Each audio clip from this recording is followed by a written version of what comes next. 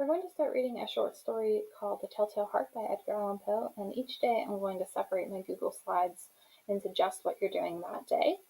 We'll also be doing a few literary terms each day, and we'll be transferring those over to your glossary.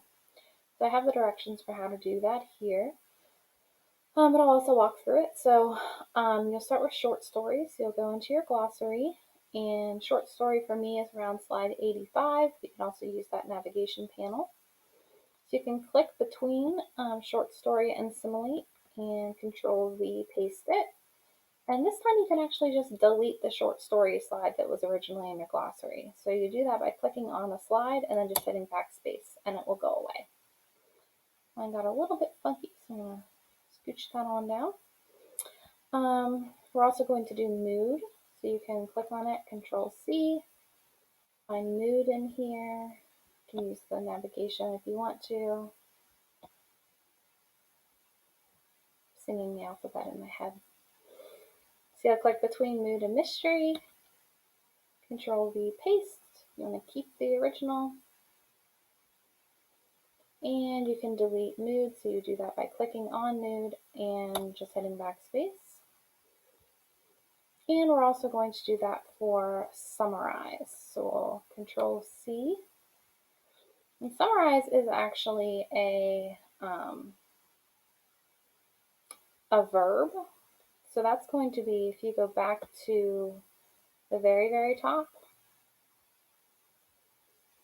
it's going to be under the command verbs. Summarize. So it's around slide 130. So again, you can click between summarize and support.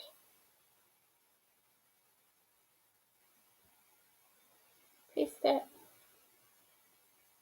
Keep the original. And you can delete summarize. Okay. So to talk a little bit about what those terms mean, short story is a story that is shorter and less complex than a full novel. The main difference here is that a short story is only going to have one clear conflict, maybe like an internal and an external. So it might be like the characters dealing with something outside of themselves, like against another character, but they're also dealing with an emotional conflict, but that's really it. Whereas a novel might have 15 different conflicts that are going on all at the same time. Short stories are meant to be read in one sitting, and we will do that in class. We'll give it a couple different reads, but it is meant to be all read at one time. And then titles of short stories go in quotes. A few examples of this would be the Flowers for Algernon story that we read and A Telltale Heart. So you can see how those titles are capitalized and put into quotes. Our next term is mood, and that's the feeling that a work of literature instills in the reader. So it's what you feel when you read the story.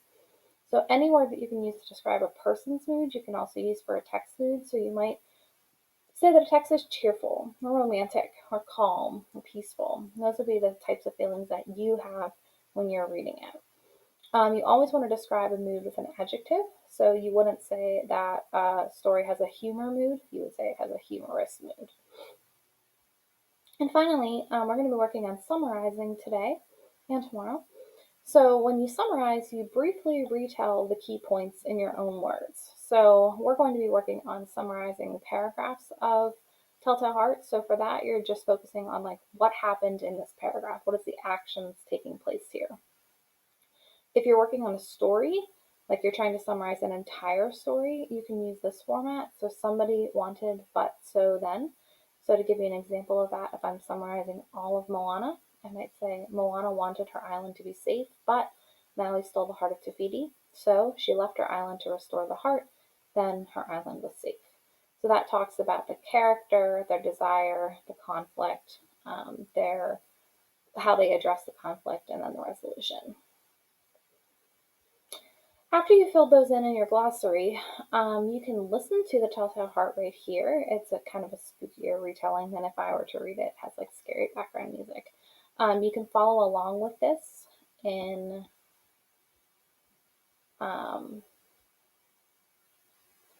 this PDF, so you can follow along and read along with it. You'll be working in this PDF a lot this week, so you want to make sure you know where it's at. And then I just have some pictures here for you so that you can see you can visualize kind of what's going on at different points within the story. finally, you're going to do some annotations.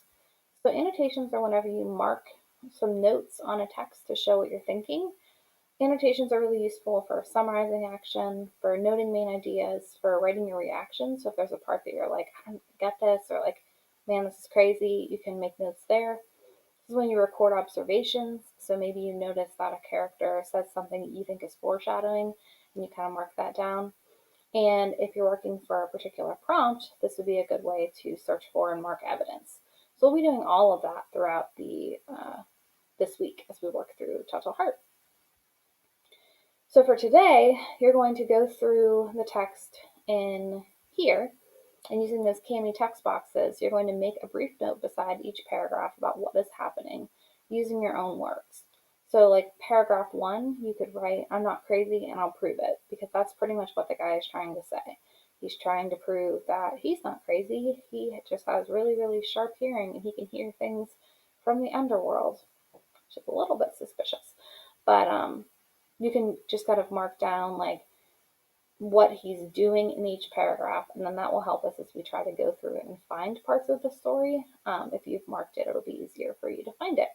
Plus, it's a good way for you to test your comprehension. If you're able to put into your own words what's happening, it's evidence that you understand the story.